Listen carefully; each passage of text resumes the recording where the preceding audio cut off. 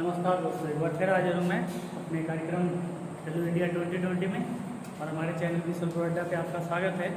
और आज हम फिर डिस्कस करेंगे 20 क्वेश्चन, जिसमें 10 क्वेश्चन पहले मैं हिस्ट्री के डिस्कस करूँगा और ये जो मॉडर्न इंडिया के क्वेश्चन है सभी के सभी, और यहाँ से आपको पता लगेगा कि किस गहराई से मॉडर्न इंडिया के क्वेश्चन पूछे जाते हैं। देखिए, जो एंशिएंट इंडिया है और मिडिवल इंडिया है उससे बहुत ज़्यादा क्वेश्चन नहीं पूछे जाते, लेकिन मॉडर्न इंडिया के क्वेश्चन पूछे जाते हैं। और जैसे पेट का सिलेबस है या यूपीएसआई का सिलेबस है और जो समीक्षा अधिकारी का सिलेबस है पीसीएस, उसमें एक पॉइंट अलग से मेंशन होता है, भारत का राष्ट्रीय स्वतंत्रता आंदोलन। ठीक है, स्वतंत्रता आंदोलन से संबंधित अलग से मेंशन है चैप्टर, तो उसमें अलग से क्वेश्चन पूछे जाते हैं। तो आज जितने ज़्यादा क्वेश्चन है मैंने सब स्वतंत्रता आंदोलन से लगभग ही शुरू है। तो स्वतंत्रता आंदोलन कहाँ से शुरू होता है? जब कांग्रेस की स्थापना हुई, वहाँ से देश को आज़ाद कराने की धीरे धीरे मांग हुई, कभी स्वशासन की मांग हुई, फिर पूर्ण आज़ादी की मांग हुई, तो वहाँ से आगे के क्वेश्चन वो पूछे जाते हैं। तो देखते हैं अपना अगला क्वेश्चन, फिनिक्स फॉर्म की स्थापना किसने की थी? तो ये फिनिक्स फॉर्म था, इसकी स्थापना किसने की थी? तो इसका आंसर है महात्मा गांधी। महात्मा गांधी। लेकिन यहाँ से क्या क्या याद रखने की जरूरत है आपको कि इसकी स्थापना कहाँ हुई थी, फिनिक्स फॉर्म था कहाँ? तो ये था कहाँ? तो इसका आंसर है डरबन। और डरबन कहाँ है? दक्षिण अफ्रीका में। ठीक है, तो डरबन में हुई थी इसकी स्थापना, गांधी जी ने की थी। गांधी जी जब वहाँ गए थे दादा अब्दुल्ला का केस लड़ने के लिए, वो क्वेश्चन भी है कितने समय वहाँ रहे, नहीं लिया है, हाँ कितने वर्ष तक रहे।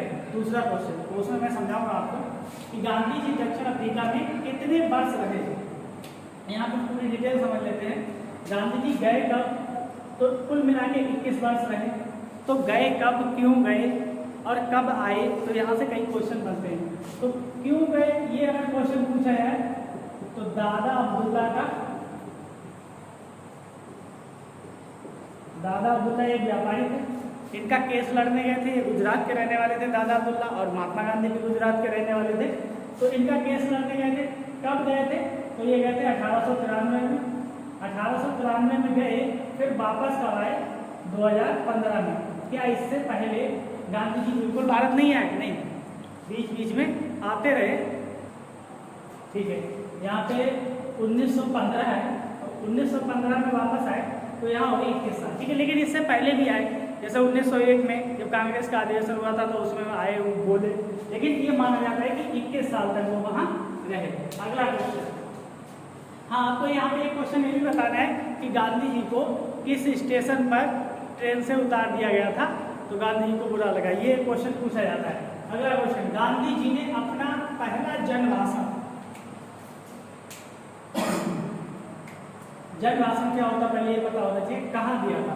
ठीक है, गांधी जी ने भारत में आके पहला अपना जन भाषण कहाँ दिया था? जहाँ बहुत सारे लोग हों और सुनने आए हों, वहाँ पूरे जन को संबोधित किया। तो वो जन भाषण दिया बनारस में। कहाँ दिया? बनारस या वाराणसी, बनारस में। और कब दिया? बनारस में बीएचयू की स्थापना के समय, बनारस विश्वविद्यालय की स्थापना के समय, और जब उसका उद्घाटन हुआ था 1916 में, तब पहला अपना 15 में आया और 16 में अपना पहला जन भाषण दिया। तो ये पहला जन भाषण वाली डेट आपको याद रखनी है। अगला क्वेश्चन, तिनकठिया पद्धति के विरुद्ध कौन सा आंदोलन किया गया? तिनकठिया पद्धति क्या है पहले ये देख लें। तिनकठिया का मतलब होता था, बिहार में एक जगह है चंपारण। चंपारण में क्या होता था, किसानों से उनकी उपजाऊ भूमि के 3/20 भाग पर नील की खेती जबरदस्ती करवाई जाती थी। तो 3/20 होने के कारण इसको तिनकठिया पद्धति कहा गया। और इसका विरोध करने के लिए गांधी जी ने जो आंदोलन चलाया उसका नाम था चंपारण आंदोलन। चंपारण आंदोलन, ठीक है। और चंपारण आंदोलन कब चलाया गया? 1917 में। ठीक है, तो यहाँ से क्वेश्चन पूछे जाते हैं। अगला, अखिल भारतीय किसान सभा की स्थापना कहाँ हुई थी?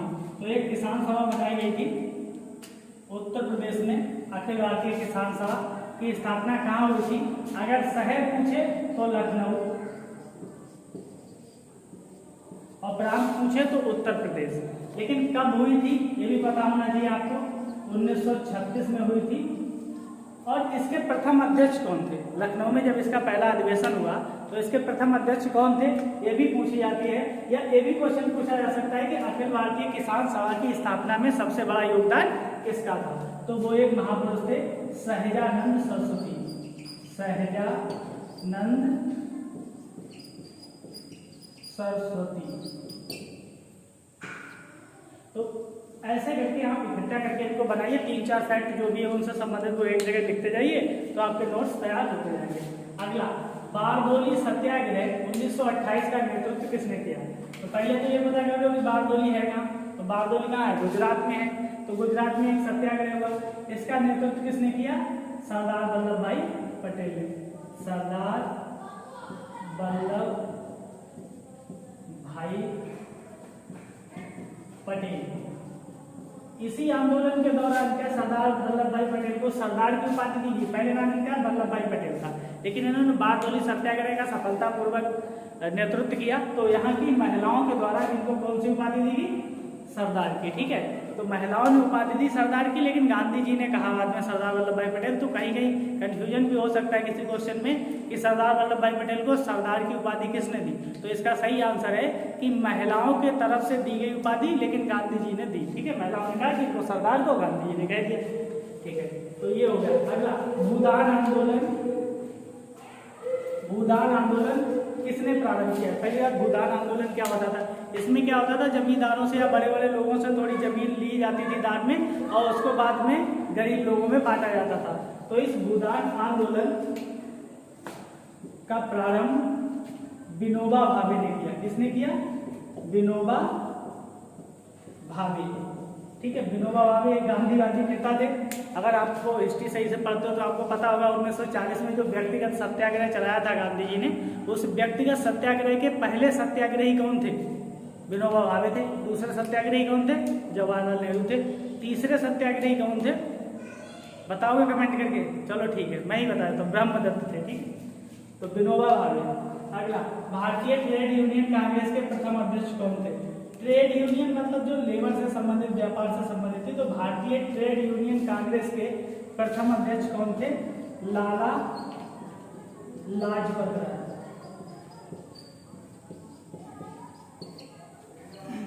किस कानून का विरोध करते हुए लाठीचार्ज में इनकी मौत हो गई? तो इसको आपको कमेंट करके बताना है। ठीक है, और कहाँ के रहने वाले थे? अगला, रॉयल एक्ट भारत में कब लागू हुआ? तो समय पूछ रहा है रॉयल एक्ट।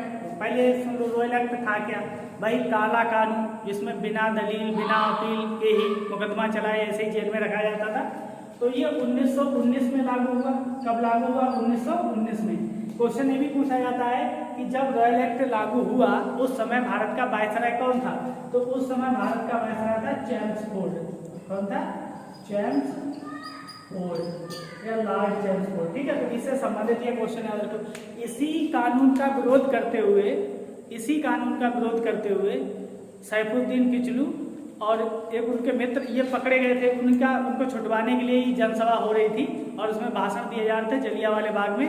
तभी वहां पे जनरल डायर ने गोलियां चलवा दी। तो जलियांवाला बाग कांड से अगला क्वेश्चन है, जलियांवाला बाग हत्याकांड के विरोध में किसने वायसराय की कार्यकारिणी, जो वायसराय की कार्यकारिणी होती थी, जैसे चेम्सफोर्ड उस समय वायसराय था, मैंने बताया आपको, तो इसकी जो कार्यकारिणी थी उससे इस्तीफा दे दिया। तो कौन थे? शंकरन नायर थे। इस्तीफा देने वाले व्यक्ति का क्या नाम था? शंकरन नायर। इन्होंने इस्तीफा दे दिया। आपको कमेंट करके बताना है कि किसने अपनी सर की उपाधि, पहले उपाधि बांटते थे, कोई रायबाद और कोई कुछ, तो एक उपाधि होती थी सर। ठीक है, तो इस सर की उपाधि किसने वापस कर दी? ठीक है, ये क्वेश्चन आपको बताना है। और जलियांवाला बाग कब हुआ था हत्याकांड? इसकी डेट भी याद रखो आप। तो जलियांवाला बाग हत्याकांड की डेट है 13 अप्रैल, वैसाखी का दिन था 13 अप्रैल 1919 को। और यहाँ पे जो मैं बता रहा था, यहाँ पे जो विरोध हो रहा था, 2 लोगों को गिरफ्तार कर लिया गया था रॉयल एक्ट के तहत। वो थे सैफुद्दीन किचलू और सतपाल। ठीक है, उन्हीं को छुड़वाने के लिए भाषण हो रहा था। उस पर जनरल डायर ने गोलियां किसने चलवाई थी? जनरल डायर, ठीक है। और फिर इसके बाद में जो कमेटी बनी थी जलियांवाला बाग हत्याकांड की जांच के लिए, जो भारतीय कमेटी बनी थी उसके अध्यक्ष मालवीय थे, ठीक है। और जो अंग्रेजों की तरफ से कमेटी बनी थी उसके हंटर थे, ठीक है, तो उसे हंटर कमेटी भी कहते हैं। भारतीय संविधान का कौन सा अनुच्छेद भारतीय विदेश नीति से संबंधित है, ठीक है। तो जो हमारी विदेश नीति होती है वो किस अनुच्छेद के अंतर्गत आती है? भारतीय संविधान का ऐसा कौन सा अनुच्छेद है जो उसको प्रेरित करता है, जहां से विदेश नीति की संकल्पना की गई है? तो वो है 51, याद रखिएगा 51, ठीक है। अंतरराष्ट्रीय इसमें दिया हुआ है अंतरराष्ट्रीय संधि समझौतों को लागू करने के लिए अनुच्छेद 51। और अनुच्छेद 51 किसका भाग है? DPSP मतलब राज्य के नीति निर्देशक तत्वों का भाग है। अगला क्वेश्चन, मौलिक कर्तव्य संविधान के किस भाग में है? तो भाग 4A या 4 का, ठीक है। और अनुच्छेद कितना है इसका? 51A, ठीक है। और ये पहले कितने थे? 10, ठीक है। जब 42वें संविधान संशोधन 1976 के द्वारा जोड़े गए तो 10 थे स्वर्ण सिंह समिति की सिफारिश पे, लेकिन उसके बाद जब 86वां संविधान संशोधन 2002 में किया गया उसके बाद इनको 11 कर दिया गया, जिसमें 11वां क्या है कि प्रत्येक माता पिता का ये कर्तव्य होगा कि वो अपने बच्चों को अच्छी शिक्षा दे। तो ये हमारे 11 कर्तव्यों की संख्या कितनी होगी? 11। और ये मूल संविधान में नहीं थे, स्वर्ण सिंह समिति की सिफारिश पे 42वें संविधान संशोधन द्वारा जोड़े गए। इससे संबंधित 3-4 क्वेश्चन पूछे जाते हैं, इसलिए हमने भी बता दिया। अगला, अनुच्छेद 72 में क्या प्रावधान है, ठीक है। अनुच्छेद 72 में क्या प्रावधान है? तो इसमें है राष्ट्रपति की क्षमादान शक्तियां। क्या है? राष्ट्रपति की, रट डालो इसको, राष्ट्रपति की क्षमादान शक्तियां। राष्ट्रपति क्षमादान करता है, आपको पता होगा कि मृत्युदंड को सिर्फ राष्ट्रपति ही माफ कर सकते हैं, बाकी राज्यपाल माफ नहीं कर सकते। राज्यपाल की भी क्षमादान शक्तियां होती हैं, लेकिन यहाँ पर जो अनुच्छेद 72 है वो राष्ट्रपति की क्षमादान शक्तियों से संबंधित है। अगला क्वेश्चन, राष्ट्रपति पर महाभियोग, महाभियोग का मतलब होता है राष्ट्रपति को हटाने की प्रक्रिया जो होती है उसको महाभियोग कहते हैं। तो राष्ट्रपति पर महाभियोग चलाने के लिए उसे कम से कम कितने दिन पहले सूचना देनी पड़ती है, या कितने दिन पहले सूचना देके बताया जाता है कि भाई अब आप पे महाभियोग चलने वाला है? तो कम से कम 14 दिन पहले सूचना देनी पड़ेगी। कितने दिन पहले? 14 दिन पहले राष्ट्रपति को बताना पड़ेगा कि यहाँ पर महाभियोग लगने वाला है। और महाभियोग कैसे पास होता है? दोनों सदनों से पास होना चाहिए। और कौन सा बहुमत लगता है इसमें? विशेष बहुमत से पास होना चाहिए, ठीक है। आप कमेंट करके बताओगे कि राष्ट्रपति के महाभियोग का जो प्रावधान है वो संविधान के किस अनुच्छेद में है। अगला क्वेश्चन, संसद की संयुक्त बैठक। देखिए संयुक्त बैठक से क्वेश्चन पूछे जाते हैं। संसद की संयुक्त बैठक का प्रावधान किस अनुच्छेद में है? यहाँ पे मैंने अनुच्छेद पूछा है तो अनुच्छेद 108 में है, ठीक है। ये याद रखो, पहले अनुच्छेद याद रखो। वनडे एग्जाम में ज्यादातर सीधे सीधे क्वेश्चन पूछे जाते हैं। तो अनुच्छेद 108 में अगला क्वेश्चन ये भी पूछा जाता है कि जो संयुक्त बैठक होती है उसकी अध्यक्षता कौन करता है? तो जो संयुक्त बैठक है इनकी अध्यक्षता लोकसभा स्पीकर करते हैं या लोकसभा अध्यक्ष करते हैं। और ऑप्शन में राष्ट्रपति होगा, आप राष्ट्रपति को टिक नहीं करेंगे, लोकसभा स्पीकर, ठीक है। तो बहुत ऑप्शन में हमेशा राष्ट्रपति पहले ही नंबर पे लिखा होता है राष्ट्रपति, और उसको ही मार देते हैं बच्चे की संयुक्त बैठक है पूरी संसद बुलाई जाएगी, नहीं ऐसा नहीं। अध्यक्षता लोकसभा अध्यक्ष ही करेंगे संयुक्त बैठक की। अगला, और संयुक्त बैठक की जब अध्यक्षता लोकसभा अध्यक्ष करेंगे तो एक कठिन क्वेश्चन ये भी बनाया जा सकता है कि जो संयुक्त बैठक होती है वो किसके नियमों पर चलती है? राज्यसभा के नियमों पर या लोकसभा के नियमों पर?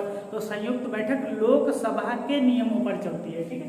अगला क्वेश्चन, जवाहर सागर। यहाँ से ज्योग्राफी के क्वेश्चन शुरू है, ये 3-4 क्वेश्चन है। तो जवाहर सागर किस राज्य में स्थित है? तो जवाहर सागर राज्य है राजस्थान। जवाहर सागर कहाँ स्थित है? राजस्थान में स्थित है। जवाहर सागर किस नदी पर है? ये भी क्वेश्चन पूछा जा सकता है। तो जवाहर सागर चंबल नदी पर है। और चंबल नदी पर और दो कौन से बांध है? राणा सागर और महात्मा गांधी बांध। और जो महात्मा गांधी बांध है वो मध्य प्रदेश में है, राणा सागर और जवाहर सागर कहाँ है? राजस्थान में, ठीक है। तो ये याद रखो। और चंबल नदी के बारे में खूब याद रखो कि वो मालवा के पठार से निकलती है, उसकी सबसे लंबी सबसे बड़ी सहायक नदी कौन है? बनास। मैं ये क्वेश्चन इतनी बार बता चुका हूँ, पूरा ठीक गया होगा।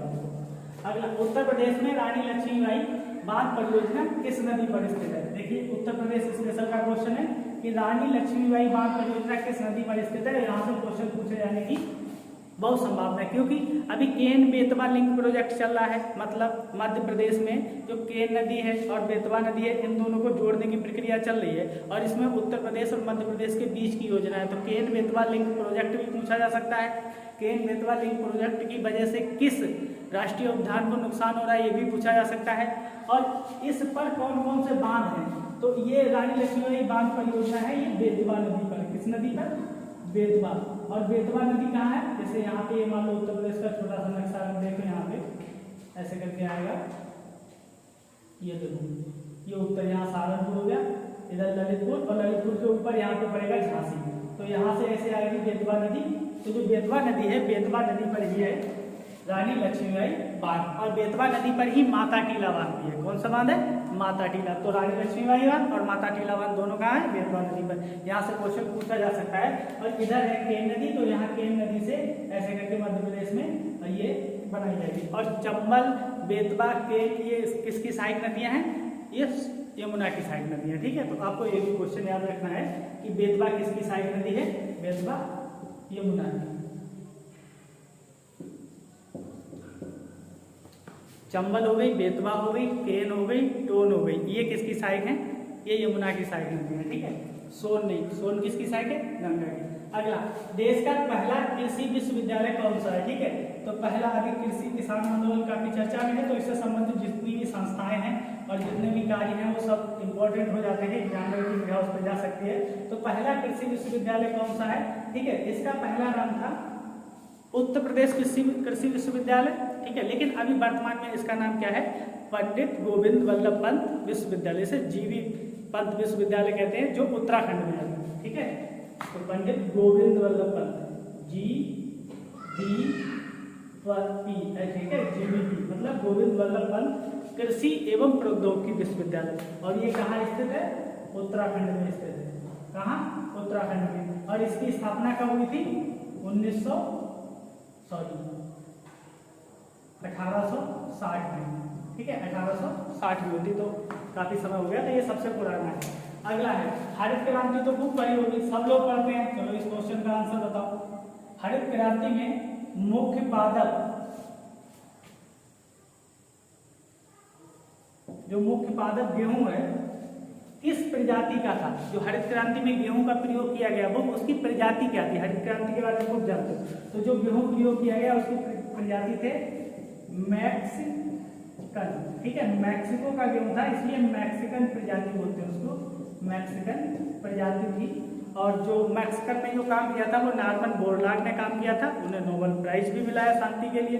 ठीक है, और भारत में एम.एस. स्वामीनाथन को हरित क्रांति का जनक कहा जाता है। बाकी हरित क्रांति से संबंधित बहुत सारे क्वेश्चन पूछे जाते हैं, उनको आप एक लिस्ट बना के तैयार करो। हरित क्रांति के एक क्रांति है गोल क्रांति। क्रांति जितनी भी हैं उनको एक साइड में एक पेज पे लिखो और उनका एक बार नोट्स बना लो, बार बार रिवाइज करते रहो, तो फिर क्वेश्चन होने लगेंगे, तो वो रिवाइज क्वेश्चन से ही हो जाएंगे। तो गोल क्रांति का संबंध किससे है? आलू से है। ठीक है, आलू गोल होता है, तो आलू से है, आलू उत्पादन से है इसका गोल क्रांति का संबंध। आज के 20 क्वेश्चन हुए, ऊपर ये आगे बढ़िए। धन्यवाद।